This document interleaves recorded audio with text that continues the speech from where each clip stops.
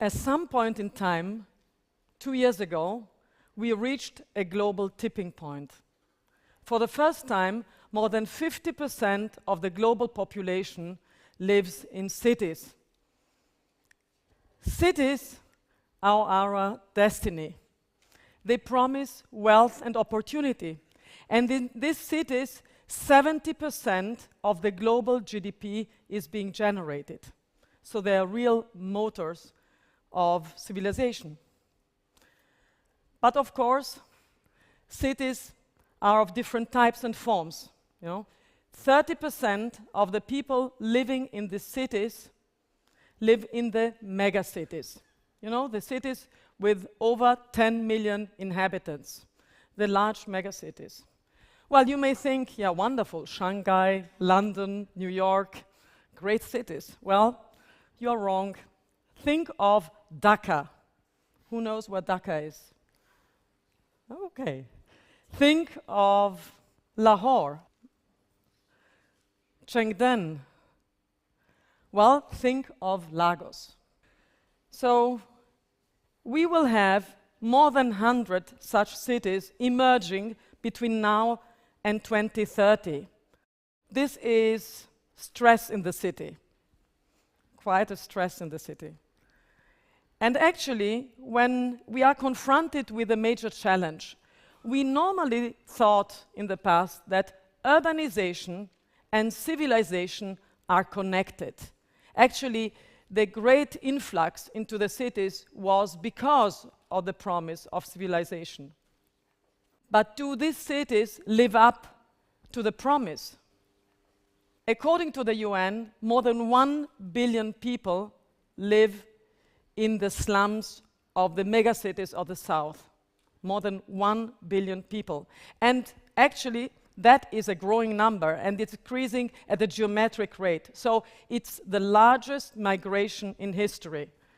This enormous migration is accompanied by a disconnection of urbanization and civilization. It's increasingly disconnected. And this is what we experience. We experience more and more, this disconnection. So one of the major challenges we have, and one of the major missions, is to reconnect civilization and urbanization and make sure that the promise of the city is being fulfilled. Now, of all the challenges that cities are confronted with, we usually know the typical ones, clearly unemployment, pollution, inadequate infrastructure, skyrocketing rents, we know a lot about it also here, in Germany, poverty, financing, economic development. These are the mentions of 522 public and private stakeholders from the largest 25 megacities in the world. This is what they mention as being critical issues. But the number one issue they mention, all of them, is transportation.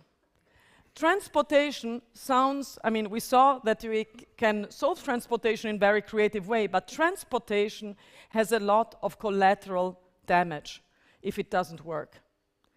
And it leads to health issues, and it leads to a lack of economic development. So reconnecting urbanization and civilization requires a solution to the increasing transportation problem that we are encountering. And if we don't solve it, we will have an increase in people, getting ill because of pollution. We will have an increase in infrastructure breakdown, and we will have a problematic economic development. Take the city where I was born. I was born in Rome. It's a 3.6 million city. And, eternal is probably the best description of the commuting time, more than the city type. It takes forever to get from A to B, and that is not only the problem that people might be not on time. The problem is the loss in GDP. So it's, according to a calculation, it's 3 to 5% of GDP that cities are losing because of the low inner city mobility, because people are stuck in traffic and people have the collateral effect of that. I came back from Jakarta yesterday. Jakarta is an interesting city. It's an increasing megacity. Do you know what the peak time travel speed is in Jakarta?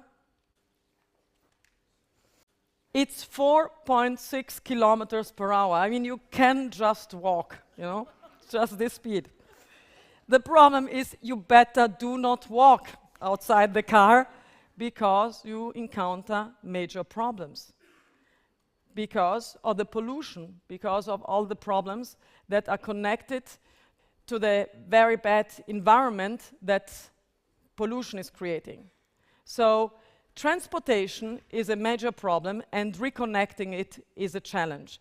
So we looked at it as part of a multi-stakeholder effort together with the World Economic Forum. And we looked at how technology can help us tackle this challenge.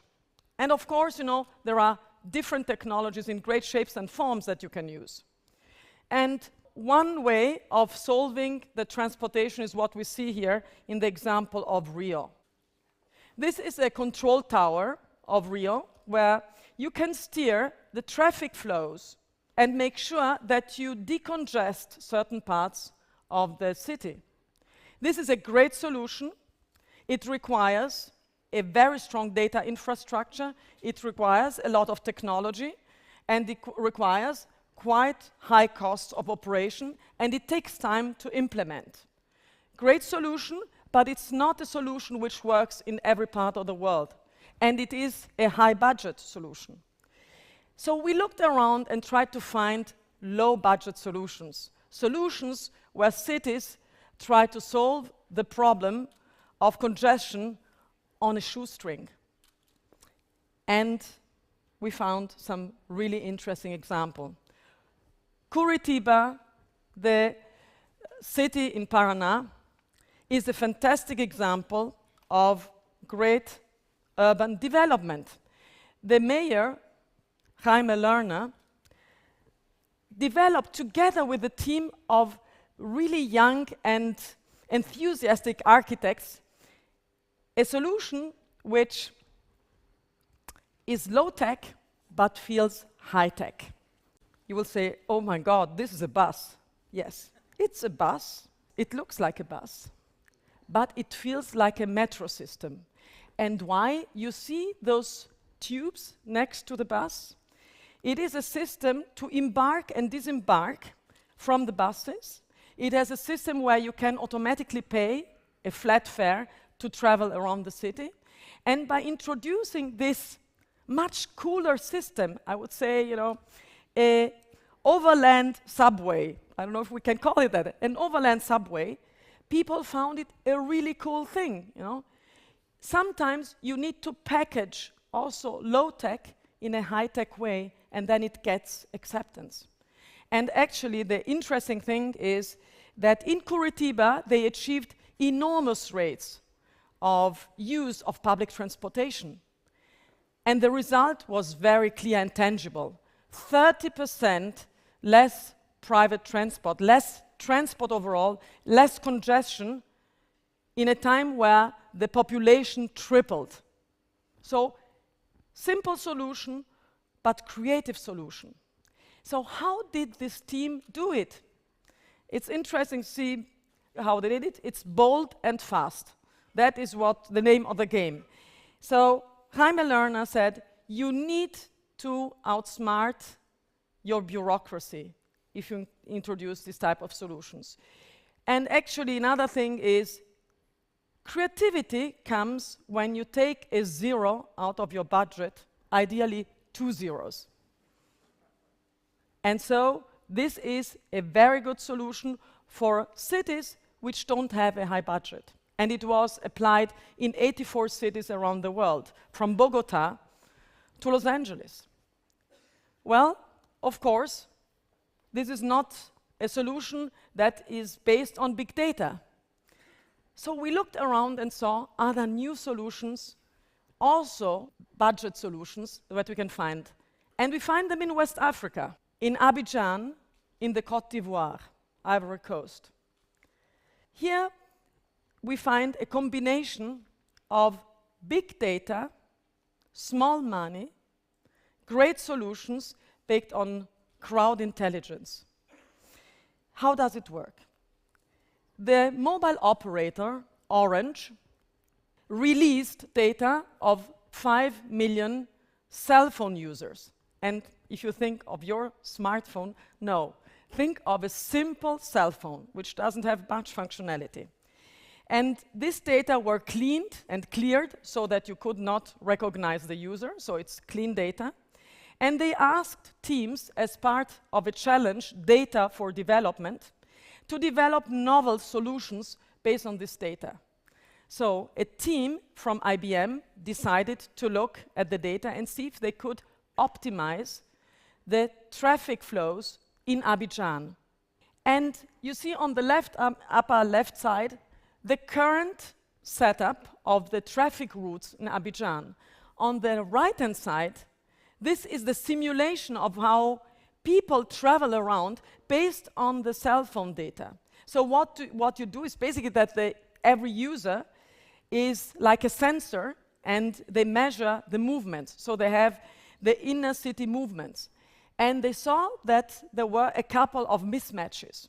So they developed 56 different optimization possibilities, and they chose one. One was to introduce 2 new traffic routes and prolong one. And based on that, they reduced the traffic by 10%. They reduced the travel time by 10%, and they connected the outskirts of Abidjan. So this is a nice example of using data in a novel way to develop new solutions. Now, do you think that we could do it here in Berlin? We need to get over our data hysteria to solve some of the pressing issues that we are confronted with. And the really challenging thing is to overcome those obstacles to optimization. We learn a lot of things, out of these examples, that actually embracing technology to solve the pressing problems of transportation is possible, but you need to go about it in a novel way, with new approaches, with creativity, with openness for new solutions, and with use of data. You need to involve the population. You need to make the citizen your co-developers. You need to make sure that really everybody is testing around and playing around with this. So there are lots of learning that we can apply to every city in the world, not to those who have budget constraints. So there is a way to solving this. And one interesting thing is trying to make sure that we use that with the new means of transportation. We have a lot of new things coming up. On Sunday, for the first time, on the Hockenheim Ring, there was a self-driving vehicle driving without a pilot at racing speed. I'm not saying that that is the solution for the inner city mobility. I hope not. But it shows that the technology is there. But what do we do with this technology if we don't have the means to applying it, if we don't have the philosophy around it to make sure that we apply it? We know about the drones, everybody speaking about this, but we need to make sure that we have a model of usage of drones. If we oppose every experiment, we will never get there. So we need to do that. And also, we need to utilize technology in a new way. This is a picture from a project of the UN Block by Block Habitat project. What is it? Who of you knows Minecraft?